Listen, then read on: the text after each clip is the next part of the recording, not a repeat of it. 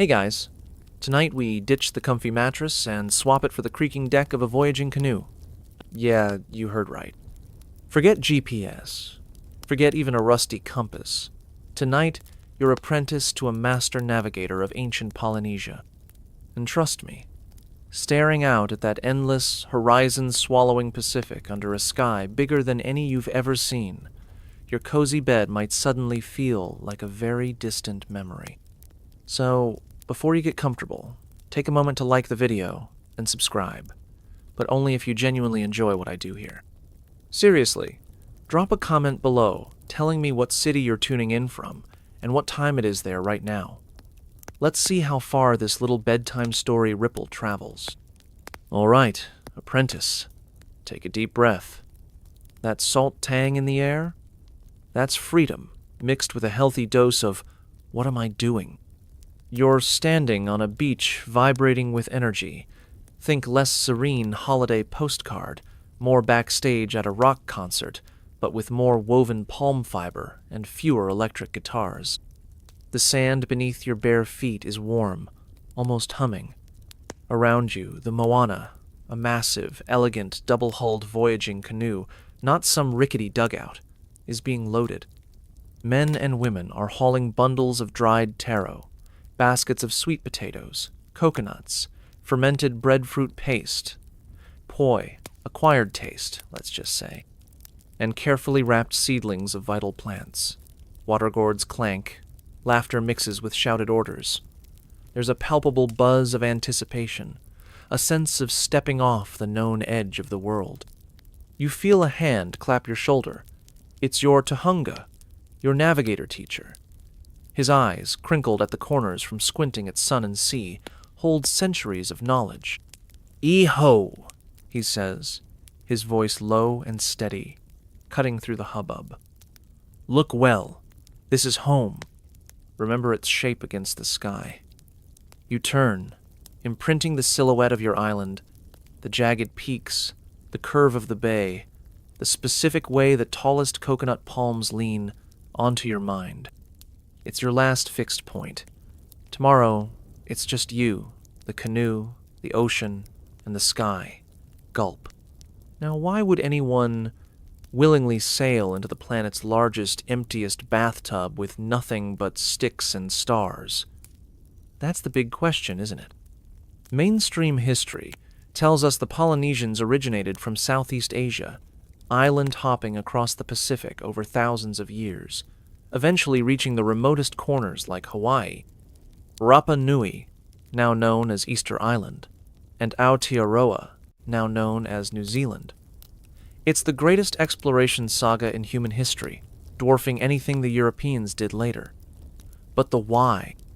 Overpopulation pushing groups out? The thrill of discovery coded deep in their culture? Escaping conflict? Or, maybe, just maybe, an inherent, profound relationship with the ocean that saw it not as a barrier, but as a pathway, a vast, interconnected highway? Historians chew on this like tough octopus. Some lean on pollen analysis and carbon dating of settlements. Others delve into oral traditions full of heroes chasing legendary fish or fleeing wrathful chiefs. The truth? It's probably a spicy blend of all the above. Your Tohunga wouldn't waste breath explaining the why in academic terms. For him, it's simply woven into their being.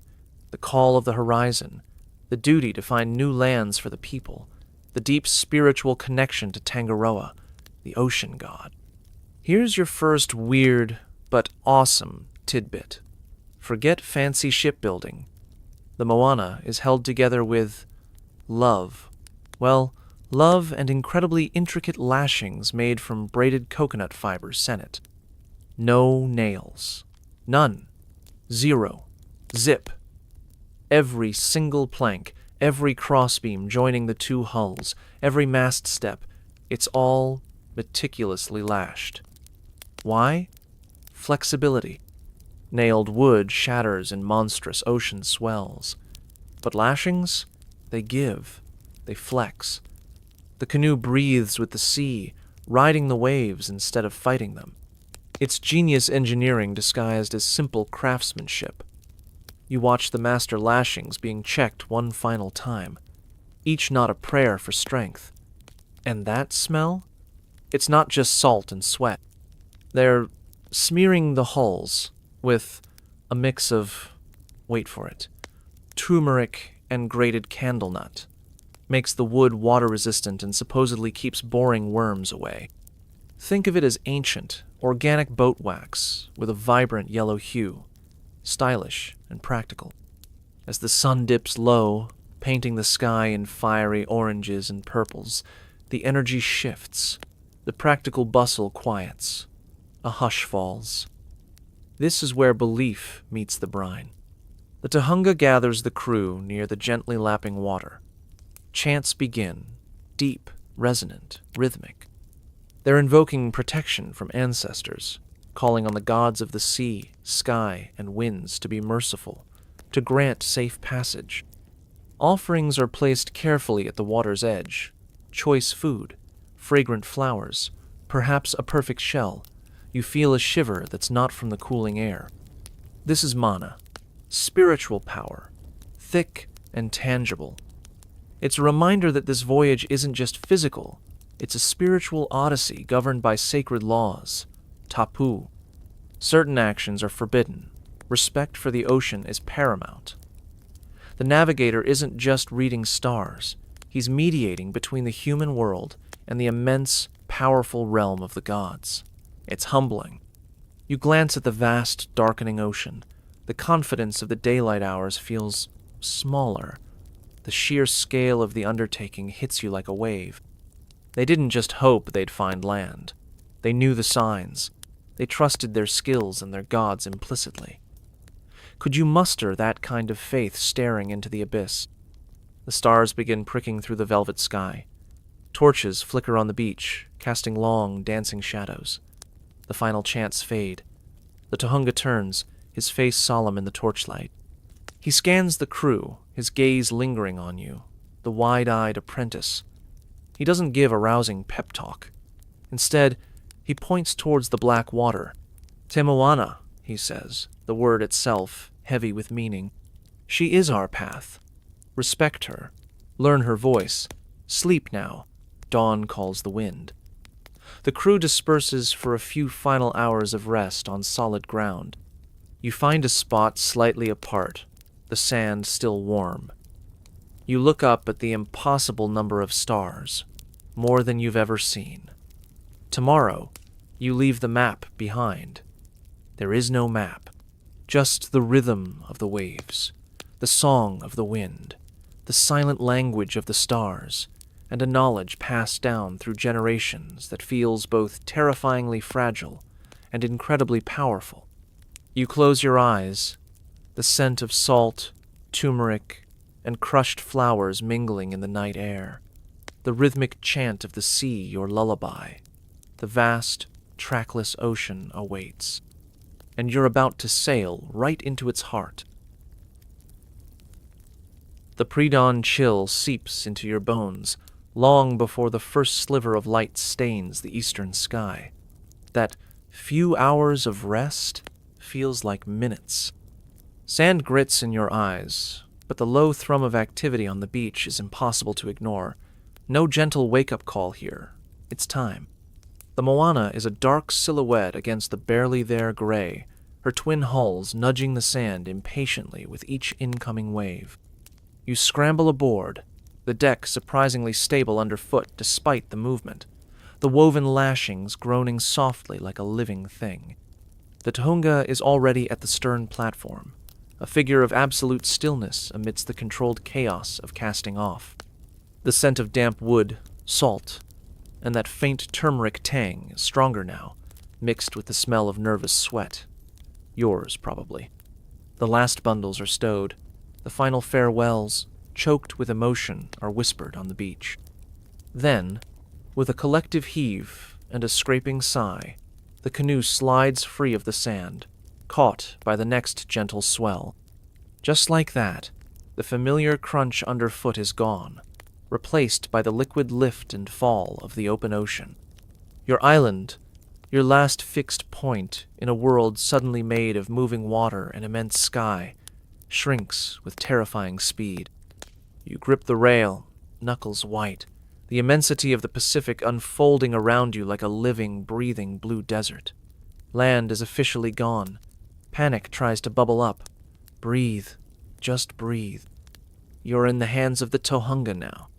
So, how do you navigate an ocean bigger than all the continents combined without a compass, sextant, or even a soggy map? You become part of it. Your Tohunga doesn't reach for instruments. He closes his eyes. You watch him, baffled. He's feeling the canoe? Then it clicks. He's tuning into the Moana's dance with the sea. The canoe itself becomes his primary compass. Every shift, every tremor through the hulls, every change in the rhythm of the waves slapping against the sides. It's a language. He calls this Ike Hawaii, the deep knowledge, the feel. Mainstream history often focuses on the stars, and we'll get to those glittery wonders soon, promise. But the real foundation of Polynesian navigation starts right here, with the ocean's own body language. You try to mimic him, planting your bare feet firmly on the deck. You feel the steady, deep roll of the primary ocean swells, like the slow, powerful breath of Tangaroa. That's your baseline, your true north. Then, you start to sense the smaller, choppier waves riding on top, the wind-whipped ones. And crucially, you feel the subtle, long-distance swells, the mana of distant storms, or, more importantly, the mana bouncing off unseen islands hundreds of miles away. These reflected swells create interference patterns, a complex, ever-shifting grid on the ocean's surface. The Tohunga reads these swells like you'd read wrinkles on a familiar face, discerning direction and even the presence of land long before it's visible. It's less about seeing the path, more about feeling it beneath your feet. Okay, cold splash of reality time. Forget romantic notions of constant sunshine. The Pacific can throw tantrums. 1 minute it's glassy calm, reflecting the sky like a mirror. The next, squalls whip up, blotting out the horizon, turning the world into a churning gray soup. This is where the Tohunga's other senses kick into overdrive. He doesn't just look at the clouds, he reads them. Not just for rain, though that's vital for fresh water, but for shape, texture, and crucially, color. See that low, greasy-looking cloud bank with a faint greenish tinge on its underside? That ho is your weird but true tidbit for the night. It's called te lapa, literally the flashing or the shimmer.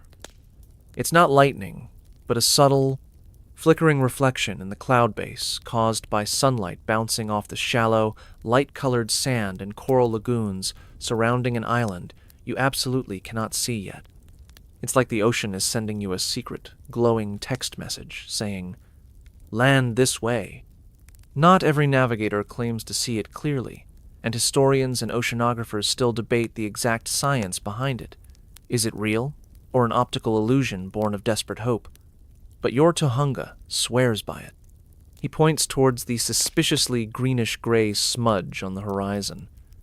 "Talapa," he murmurs, a hint of satisfaction in his voice. We adjust, and just like that, the course shifts slightly. Birds become your aerial scouts. Not just any birds, mind you. Spotting a random seagull means nothing, but specific species? Gold mines. See that lone white tern flitting purposefully, not just hovering randomly? It's likely heading to land at dusk or returning from land at dawn. Its flight path is your arrow. Frigate birds soaring high. They rarely venture far from land, as they can't easily take off from the water. Spot one circling high? Land is definitely within its impressive range. But the real superstars are the homing pigeons of the Polynesian world, the kuaka, the bar-tailed godwit. These little brown birds undertake some of the longest, non-stop migrations on the planet, flying thousands of miles between Alaska and New Zealand. Spotting flocks of them on a specific heading? That's like catching a free ride on a celestial bus route. They know where they're going, and it's probably towards a significant landmass. You learn to scan the vast emptiness, not just for land, but for these feathered couriers. It turns the sky into a living bulletin board. The wind isn't just power for the sails, it's another voice.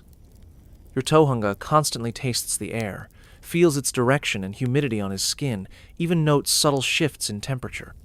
Different winds have different names, characters, and origins. The steady Koalau trade wind feels different on the cheek than the gusty, rain-laden Kona wind. He listens to the sound the wind makes in the rigging, the way it hums through the gaps in the lashed planks. A sudden shift in wind direction or smell, a whiff of earth, pollen, or even smoke carried incredible distances, can be a critical clue. One afternoon, as the sun beats down relentlessly, he suddenly sniffs the air like a hunting dog. Moku, he states simply. Island. You sniff desperately. Salt. More salt. Maybe a hint of wet dog? Seaweed? You smell nothing special. An hour later, a faint, sweet, vegetal scent tickles your nostrils. Land. He smelled the distant land long before you could, perhaps carried by a thermal rising off its shores. It's a sensory symphony out here, and the tohunga is the conductor, interpreting every note, every shift in tempo. The day bleeds into another, marked only by the sun's arc and the changing shift of the crew. You take your turn bailing, hauling on lines, learning the rhythm of life on the Moana.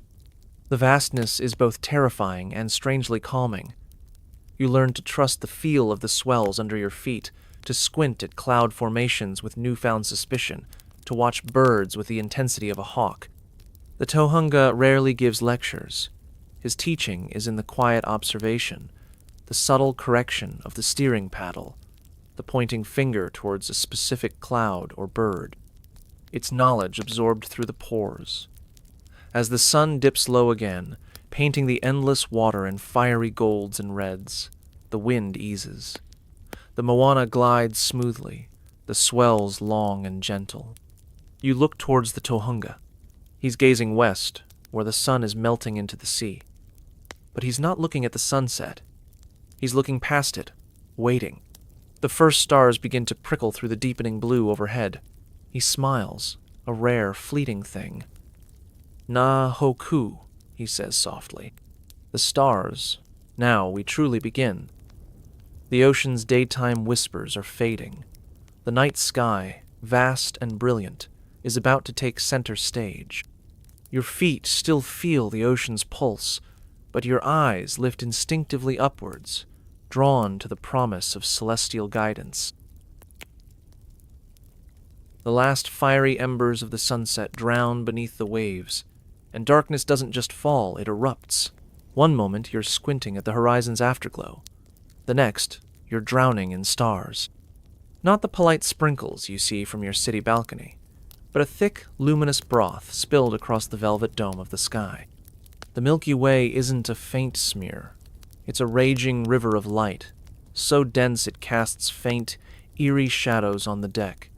You feel dizzy, insignificant, utterly awestruck. The Moana seems to shrink to a nutshell adrift in a sea of diamonds. The tohunga stands beside you, his face tilted upwards, bathed in the cold, celestial glow. He doesn't look overwhelmed. He looks home. Na hoku, he repeats, softer this time, reverence in his voice. They are our ancestors, our guides. Watch them rise, watch them fall.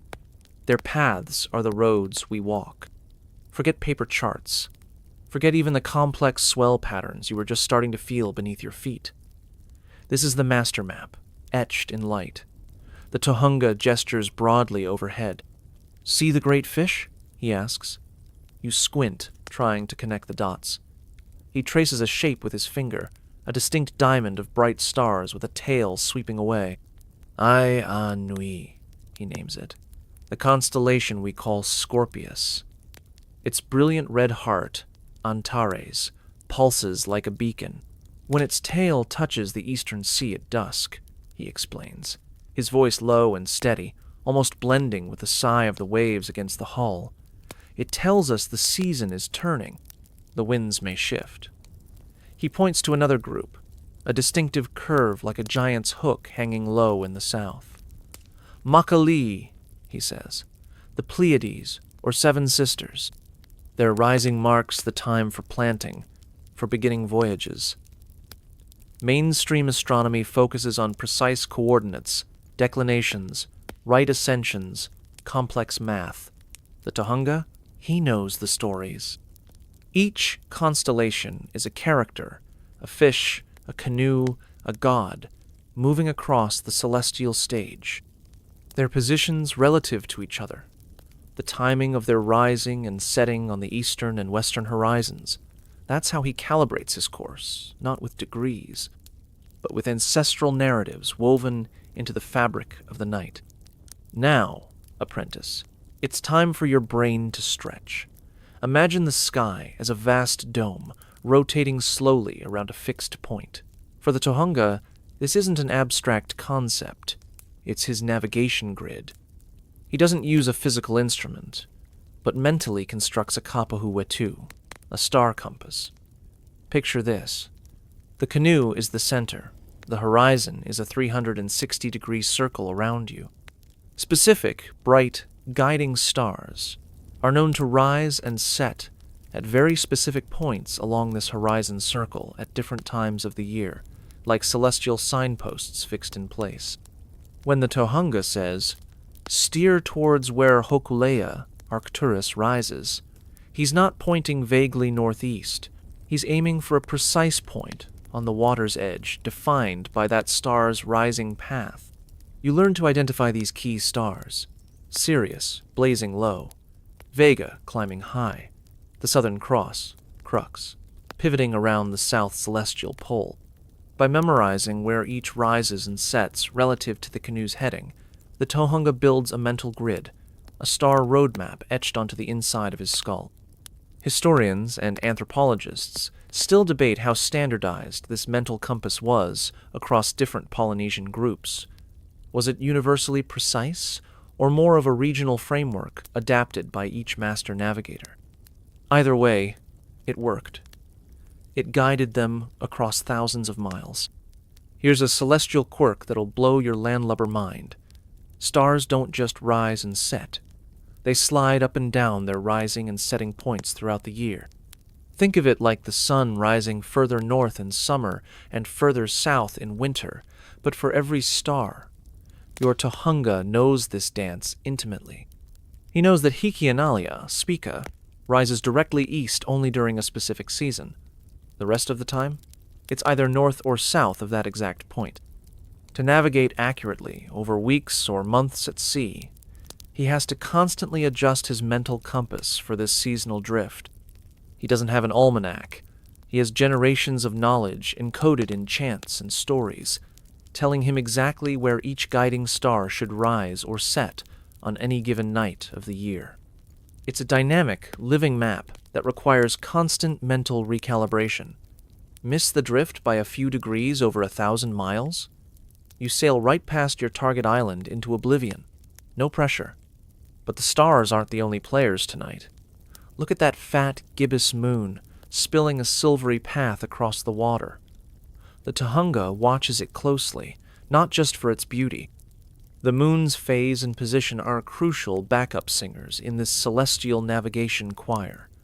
A full moon rising just after sunset can wash out fainter stars, making navigation trickier. But the moon itself, especially when not full, can be used to gauge direction. Its horns point roughly east-west, and its path across the sky mirrors the sun's. More importantly, the moon's relationship with certain stars changes predictably. He knows that when the crescent moon cradles the bright star Aldebaran, Kapawahi, it signals a specific time in the lunar month, useful for keeping track of the voyage's duration when days blur together. And then there are the Hokuhele, the wandering stars, the planets. Venus, bright as a diamond in the pre-dawn sky; Hokuloa, the morning star; or blazing in the evening, Hokuahu, the evening star. Jupiter, steady and kingly. Mars, a ruddy dot. They don't follow the neat seasonal paths of the fixed stars. They meander. Yet, their brightness and relative positions add another layer of reference points, especially when cloud patches obscure parts of the familiar constellations. The Tohunga weaves them all together, fixed stars, drifting stars, the moon's changing face, into a coherent, constantly updated picture of direction and time. Your neck aches from craning upwards. The sheer volume of information is staggering. How does he hold it all? It's not just memory. It's a physical understanding. You watch him sometimes, eyes closed, not sleeping, but feeling. He's correlating the position of a star he last saw, with the angle of the swell beneath the hull, with the feel of the wind on his left cheek, with the faint phosphorescence glowing in the canoe's wake. It's multi-sensory navigation. He might hum a specific chant associated with a particular star's rising, a rhythm that helps lock its position in his mind and body. This is the real secret, the thing that sets the master navigator apart. It's embodied knowledge. It lives in his bones, his muscles, his gut feeling as much as in his brain. Scholars can reconstruct the star compass, debate the accuracy of swell patterns, but replicating this profound, intuitive synthesis of sky, sea, and self, that's the elusive magic historians often struggle to quantify. It's not just science. It's an art form, a deeply spiritual practice.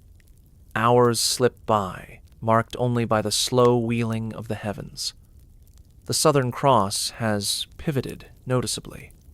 The great fish, Ianui, has sunk deeper into the western sky.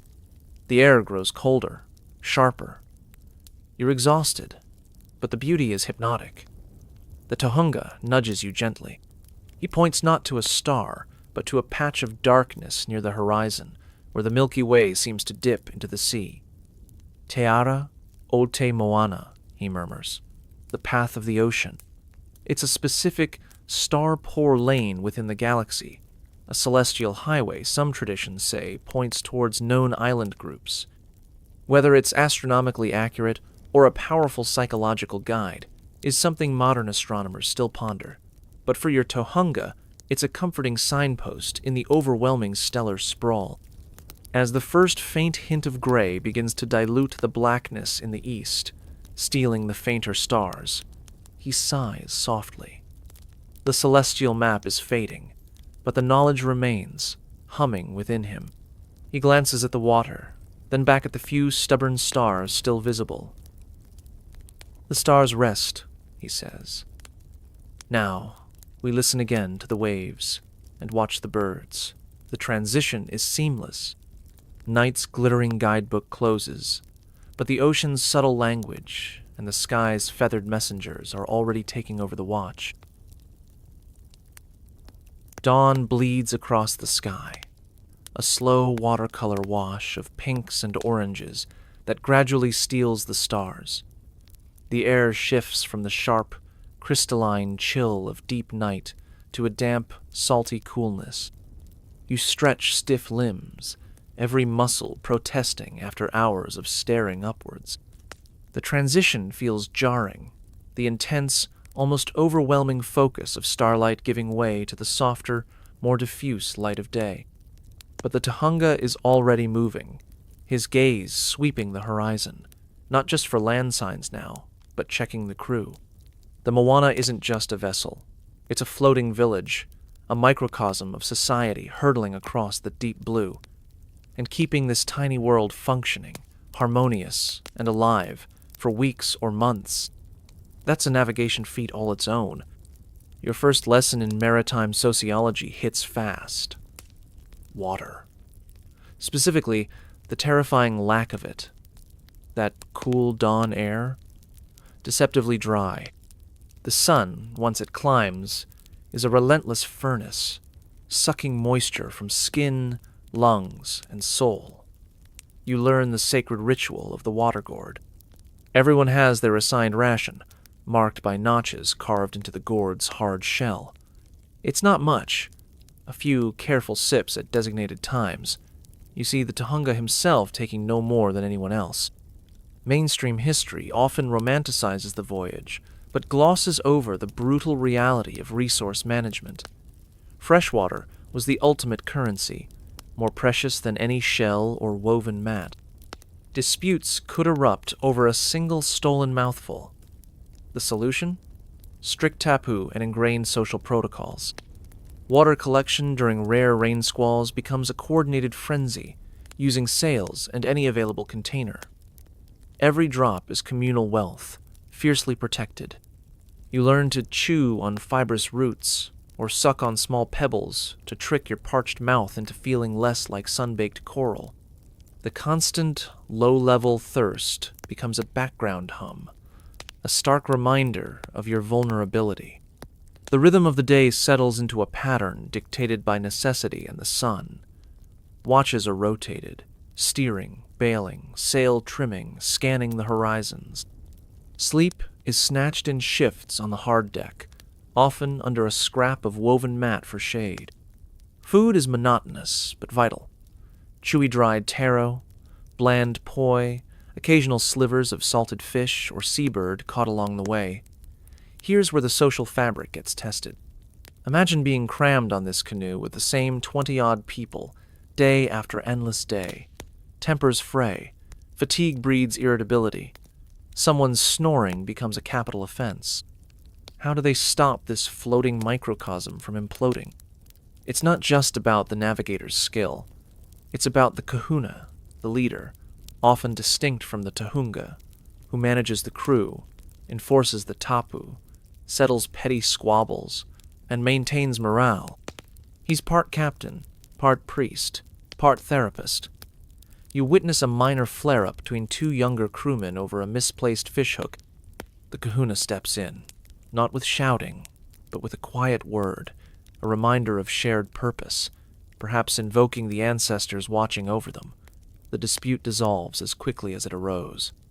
Shared songs, chants recounting heroic voyages, and storytelling under the stars become vital social glue, reinforcing identity and purpose. Now, for a bizarre oceanic belief that's oddly logical, sharks. Yeah, those toothy neighbors. While modern sensibilities scream, danger! Many Polynesian voyagers saw specific sharks, especially large, distinctive ones, as aumakua, ancestral guardians. Spotting a familiar shark cruising alongside the canoe wasn't cause for panic. It could be interpreted as a protective escort, a good omen. Some traditions even held that these guardian sharks could subtly nudge the canoe back on course if it drifted. Was it superstition? Perhaps. But think about it pragmatically. A large shark patrolling the area might deter other, less predictable predators. Seeing one regularly could indicate a consistent current or a productive stretch of ocean. And psychologically, believing a powerful ancestor was swimming alongside you? That's some serious morale-boosting mojo. Historians and marine biologists still scratch their heads over reported instances of sharks interacting benignly with voyaging canoes. Coincidence, misinterpretation, or something deeper. Your Tahunga merely nods respectfully towards a large, dark shadow gliding effortlessly beside the hull. "Hipo uli," he murmurs, an old one. You grip the rail a little tighter, unsure if you feel protected or like potential takeout. The true scope of Polynesian voyaging hits you one afternoon, not through a dramatic landfall, but through a simple exchange. Another canoe appears on the horizon, a rare, thrilling sight. As it draws nearer, distinct carvings on the prow identify its island group of origin, hundreds of miles away. Signals are exchanged using paddle sweeps and sail adjustments. Eventually, they come alongside close enough to shout greetings across the water. Names are called out. Do they know Uncle So-and-so from the southern atolls? Yes. News is exchanged. Births, deaths, harvests, volcanic eruptions. Small gifts. A precious stalk of sugarcane, a bundle of rare feathers, are tossed carefully across the gap. Then, with waves and shouts of Malamapono, take care, They part ways, each continuing their separate journeys across the vastness.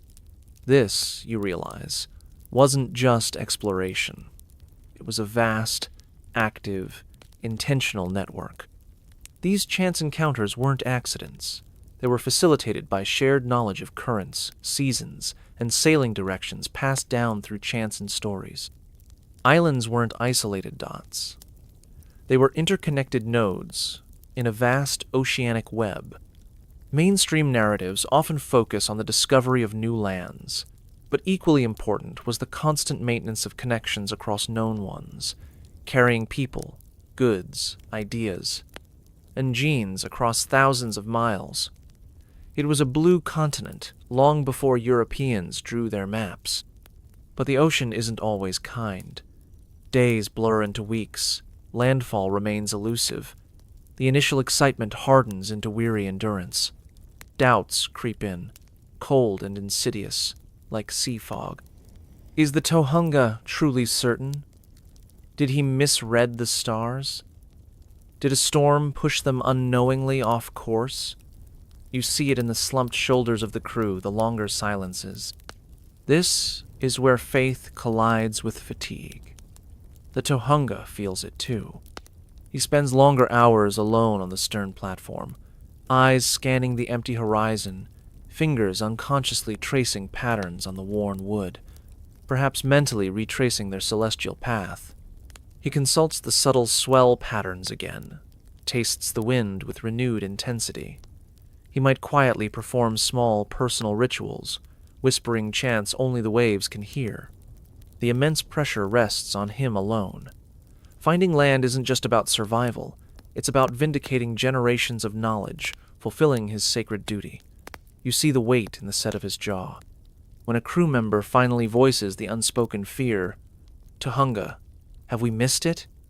His response is calm, absolute. The signs are true. We follow the path. Mana is with us. His unwavering certainty, whether genuine or a necessary performance, steadies the fragile morale. It's a stark lesson. Navigation isn't just science or art. It's leadership under the crushing weight of the open sea. Scholars today still fiercely debate the psychological toll and the sheer nerve required to maintain course for weeks with no landfall in sight. Was it absolute confidence, or a terrifying leap of faith masked by tradition? Standing there, feeling the vast, indifferent ocean stretch in every direction, you honestly can't tell. The sun climbs towards its zenith again, bleaching the sky and sea into a blinding, featureless glare. The moana rises and falls on the endless swells. The crew moves with the practiced economy of those conserving every ounce of energy. Hope feels thin, stretched taut like the sails. You look towards the Tohunga, a solitary figure against the blinding blue. He's not looking at the water or the sky. He's looking down, intently, at the ocean's surface swirling past the hull. What does he see? Ripples? Reflected light? Or something else? Something only his deep, inherited connection to Te Moana can perceive? The silence is heavy, broken only by the creak of lashings and the sigh of the sea. The next sign, the one that leads them home, could come from anywhere, or nowhere at all. The immense fragility of this entire endeavor hangs palpable in the salt-tinged air. The days blur into a monotonous tapestry of sun, salt, and aching muscles. Hope, once a bright flame, flickers down to a fragile ember. The crew moves with a quiet, grim determination, eyes perpetually scanning the empty horizon, the unspoken question hanging heavier than the humid air. Have we sailed into the void? You feel it too, a gnawing dread in the pit of your stomach. The Tohunga's unwavering certainty feels like a distant echo. Then, one morning, it happens. Not with a dramatic fanfare, but with a subtle shift you almost miss. The deep, rhythmic breath of the primary swell beneath your feet changes. It softens, loses some of its oceanic power. The moana's movement feels different. less the deep heave of open ocean, more a gentler, shallower roll. You glance instinctively at the Tohunga. He's already at the rail, eyes narrowed, not looking out but down, studying the water's color with fierce intensity. The blinding blue of the deep sea is fading, replaced by a lighter, greener, almost turquoise hue. It's a shift so gradual, yet so profound. He doesn't smile, but a tension you hadn't fully registered eases from his shoulders. "Papa," he murmurs, the word thick with meaning. Shallow water, the continental shelf, an undersea mountain, or land? The signs cascade now, subtle whispers turning into shouts. The swell patterns become confused, choppier, as if bouncing off unseen obstacles. The Tohunga feels it through the deck, his hands resting lightly on the rail, reading the sea's new, complex language. Then the birds. Not the occasional lone tern, but flocks, dense, noisy squadrons of terns and boobies, streaming purposefully in one direction, their calls a raucous symphony cutting through the ocean's sigh. They aren't just flying, they're commuting. Breakfast and dinner lie where they're headed. The Tohunga points, his finger steady as rock. There, you stare until your eyes water. Nothing. Just the shimmering haze where sky met sea. But you trust. The crew feels it too. A new energy crackles, silent but electric. Postures straighten. Eyes, dulled by weeks of emptiness, sharpen with fierce focus. The sails are adjusted minutely, catching every whisper of wind. The moana seems to lean forward, eager. Hours crawl by. The greenish hue intensifies. The water clarity increases. You see flashes of deeper blue, patches of sandy tan far below. Then, a distant smudge. A low, dark line on the horizon, wavering in the heat haze. Is it a cloud? A mirage born of desperate hope? No one dares breathe. The Tohunga watches it, unblinking. Slowly, agonizingly slowly, the smudge solidifies, separates. It gains height, definition. Jagged peaks, dark with vegetation, pierce the sky. A collective gasp ripples through the crew, followed by a choked silence. Then a wave of raw, disbelieving joy that erupts into shouts, tears, laughter that borders on hysteria. Land. Solid, undeniable Wenua. After weeks of liquid nothingness, the sight is almost overwhelming. The Tohunga finally allows himself a small, satisfied smile, the weariness momentarily lifting from his eyes. He touches his forehead, then his heart, a silent thanks to the ancestors, the stars, the ocean itself. The immense pressure, the weight of generations, lifts. He guided them home, or to a new beginning.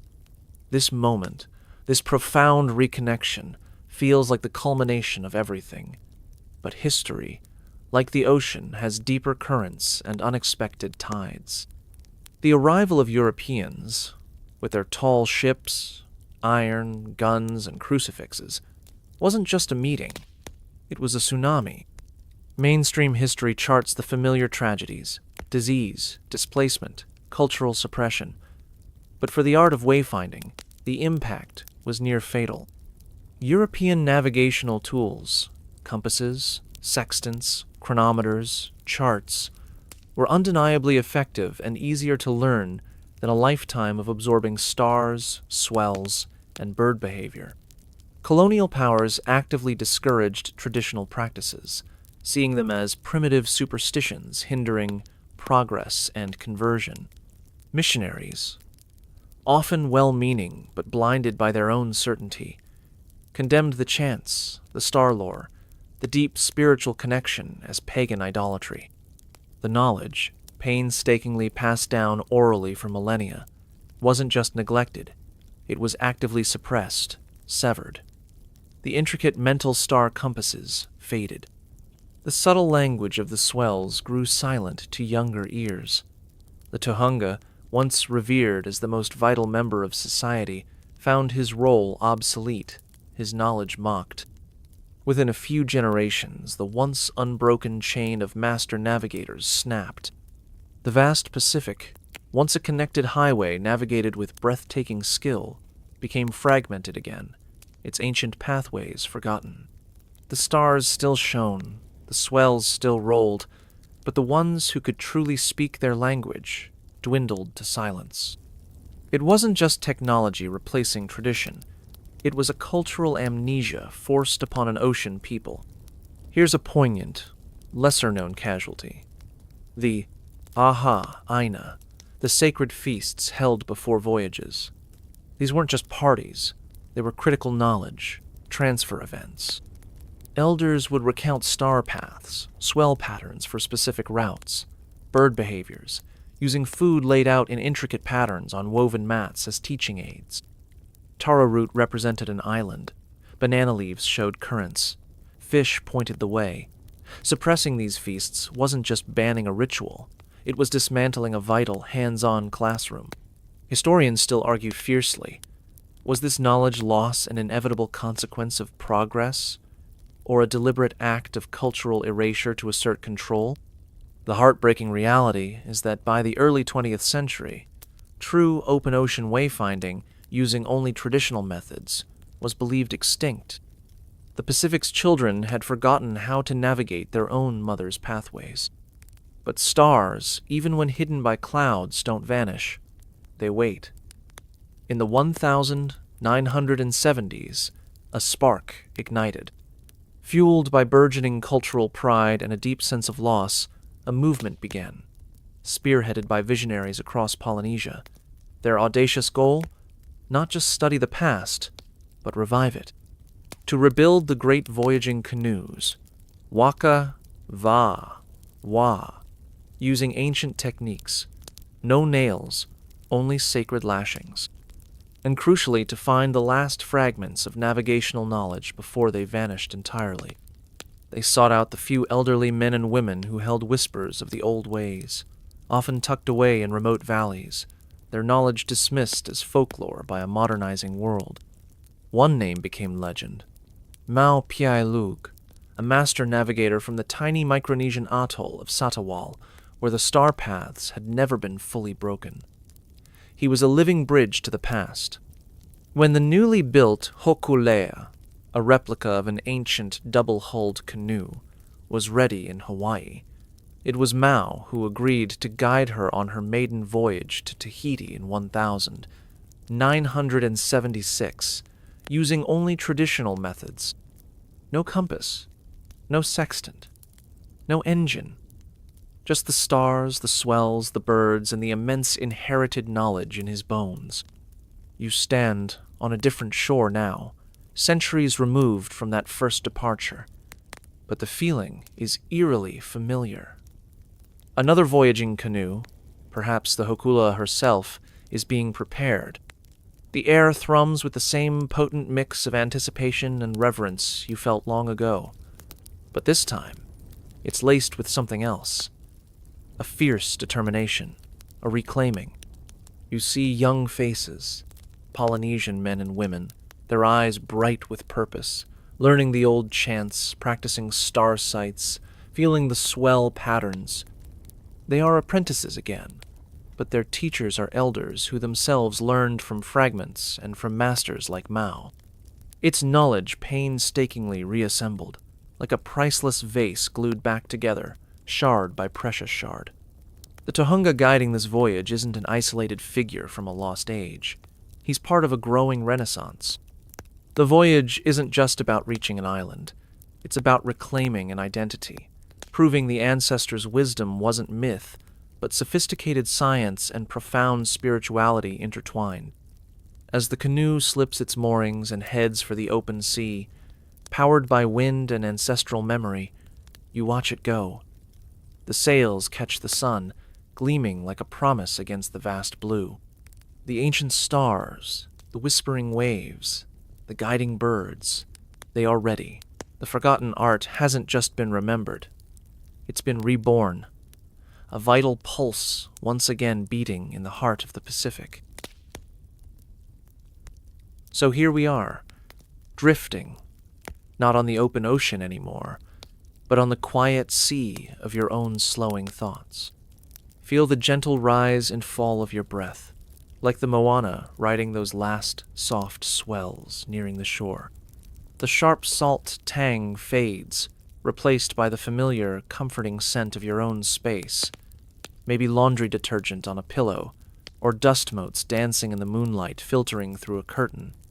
The immense, awe-inspiring dome of stars overhead dissolves, melting into the soft darkness behind your eyelids. Those intricate star paths, the feel of the swell beneath bare feet, the whispered chants on the wind, they blur now, softening at the edges, becoming part of the dream fabric, starting to weave itself around you. The tension in your shoulders, the focused intensity of watching for distant landfalls or deciphering celestial maps. Let it all go. Imagine it seeping away like sand slipping through open fingers, carried off by a gentle, warm current. The vastness of the Pacific, once so overwhelming, shrinks now to the peaceful expanse of your own inner calm. There are no more courses to steer tonight, no horizons to anxiously scan. Only the deep, comforting knowledge that the journey is complete, the canoe safely moored in the quiet lagoon of sleep.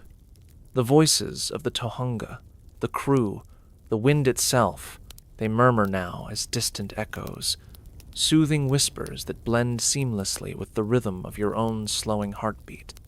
The ocean's sigh becomes the sigh of your own deep, restful breath. Let the stars you carried inside, those points of ancient light and recovered wisdom, simply glow softly now, not as guides demanding attention, but as gentle beacons in the warm, velvety dark, assuring you that all is well, the voyage was made, and rest is earned. Drift, just drift, carried on this gentle tide into deeper stillness, where the waves are only the rise and fall of your chest, and the only sound is the peaceful silence of a world finally, beautifully, at rest.